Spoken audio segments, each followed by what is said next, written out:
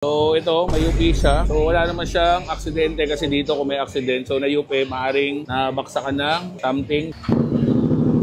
Grabe, mabase. Grabe, ganda rin.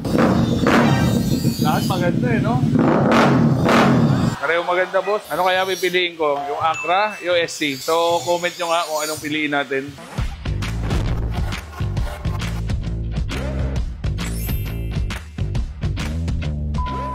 So yun guys, ngayong araw nandito na naman tayo kay Red Exhaust. So may papagawa tayong motor.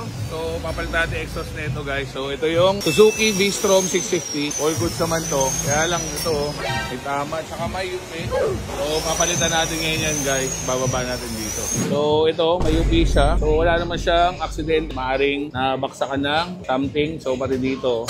Tapos ito, medyo natanggal na. So kaya papalitan natin itong buong canister na to. Kaya pipili tayo. Kakalasin na nila kuya. So, dito tayo ngayon sa showroom ni Red Exhaust. So, dito guys, mga copy to. Pero kung may dala kayong tambucho nyo ori, gusto nyo sila gagawa, pwede rin. Kaya nyo yan. Pero dito, okay naman kasi may mga premium copy siya dito. So, pakikita ko sa inyo guys. So, ito yung mga pang small bikes nila. So, mag-range to nasa mga 1.5 lang kung di ako nagkakamali, no? So, ito mga 1.3, 1.5, ganyan lang. So, ito yung isa sa pinakamura. 900 pesos lang to mga to guys. So, SC na yan, no? Ang ganda rin, carbon. Meron din silang full titanium. So, real titanium, napakagaan. Grabe, sobrang gaan. Presyo lang nito nasa 4,000. Mga around ganon. So, pagpasensya nyo na guys kung magkamali tayong konti. Basta tanong na lang ninyo. Lalagay natin yung page ni Red Exhaust dito. So, ito rin sa mga isa sa pinakamaingay na gusto nyo. Nandyan yan. So, ito pag malalaking big bike, mga adventure bike, pwede yan dito. Halos same yung quality nito sa original ng Akrapovic na pang GS 850, 750. So, ito itsura niya guys. Pati yung carbon niya, real carbon. Grabe. Pero ito kung di ako nagkakamali, alam ko na sa mga around 7,500 to 8,000 to. Sa mga hindi nakakaalam ang original price ng ganito mga around 60 to 80,000. Hindi ko lang sure yung exact. So ito mga 2.5 lang to kung di ako nagkakamali. Ito Acra na shorty. Ganda rin siguro ng tunog nito. Pag mga naked bike, kung meron ding araw na, sobrang ingay siguro nito. Kung may Leo Vins. So Shimura, marami rin dito guys. Sobrang dami. So napili ko siguro yung mga ganito kalalaki. Lalagay yan sa V-Strom. Para pogi naman, no, bagay. Pakita ko sa inyo guys yung mga kinakabit sa mga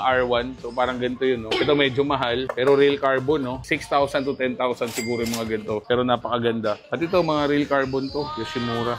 So, pipili tayo, magsa-sound check tayo, testing natin isa-isa. So, marami rin nagtatanong, sobrang layo nila, paano ba sila bibili? So, merong Shopee, tsaka Lazada, si Red Exhaust. So, search nyo na lang guys, pwede kayong magpa-ship, kayo na magpakabit kung saan area malapit kayo. So, marami rin silang ginagawa dito guys, mga mid-pipe, pang small bike, pang big bike, grabe, sobrang dami guys. So, tignan nyo, pakikita ko lang sa inyo yung mga sample ng hinang nila guys. So, ito, makita ko lang sa inyo kung gaano ka-quality, no? Sobrang quality, no? So, dito guys, mamimili kayo kung anong kulay gusto nyo. Kung gusto nyo yung hinang niya, nagba-brown. Kung gusto niyo naman ng parang titanium, kaya rin niya dito yan, guys. Actually, may isa pa akong problema, guys. Ito yung hagdan na ginagamit ko sa pagkakarga ng motor sa Camaraw. Kaya lang, tingnan niyo ilalim niya, guys, ha. Yung ilalim niya, kahoy lang. So, dito lang. Ngayon, ito malambot na. Lumulubog na yan pag naglalakad ako. Yan, oh. Lumulubog na dito. Nakakatakot, baka lumusot, no? Sabi ni Boss Red, gagawan din niya ako ng hagdan, stainless. So, titignan natin ngayon, guys, yung finished product niya, no? So, sa mga nagtatanong, saan yung Red Exhaust? Dito lang yan, guys, sa may Samson Road. So, dito yung papunta Deparo. Ito yung papunta Deparo Road. Ito yung papuntang Liano. So, dito lang yan sa may North Caloocan. So, Novaliches area pa rin, North Caloocan. So, dito si Boss Red, tanong natin, no? So, mga bagay dyan, boss, mga ganitong malalaki. So, ito, magkano to, boss? 9.5. Ito? 6.5 lang to. Ganda. Ito, boss, magkano to? 2.5. So, rin yan, no? Pero parang ganda na ito, boss, ha? Pwede natin testing to, no? Ganda na ito sa Africa. Ang laki, oh. So, sound check natin to. Grabe, mabase.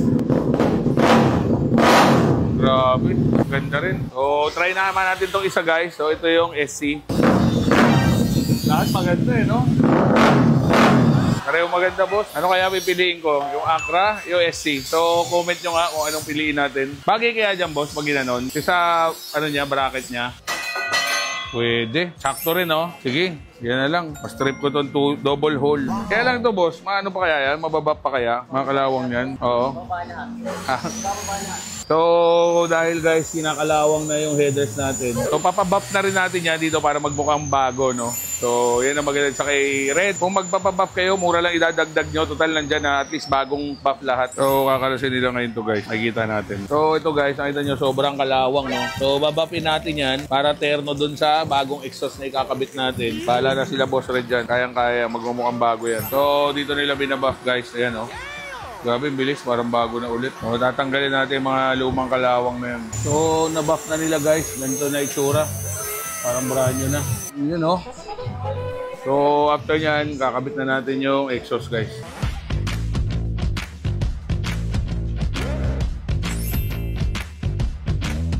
So, all good siya tayo guys. So, napakaganda ng tambucho. At napakalaki. At tingnan nyo gano'ng kalaki, oh.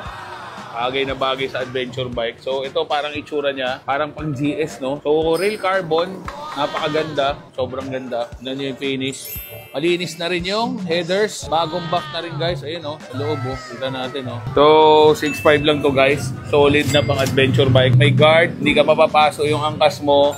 Tsaka Akrapovic. Pag interested kayo sa mga exhaust dito guys, check nyo yung page ni Boss Red. So, Red Exhaust. So, nandyan makikita nyo yung mga klase ng tambucho nila. Pwede rin kayong mag-order online. Pwede rin kayong pumunta dito para install at mag-cut delete. Napakaswerte na makakabili na itong V-Strom 650 na to. Sobrang mura, pero quality. Pero oops, kung hindi na ako tataob dyan ha. Wow naman! Pag ito tumaob pa, ewan ko na lang. May gagawin si Boss Red dito na kakaiba. Baka mamaya may mag-order sa'yo na ito.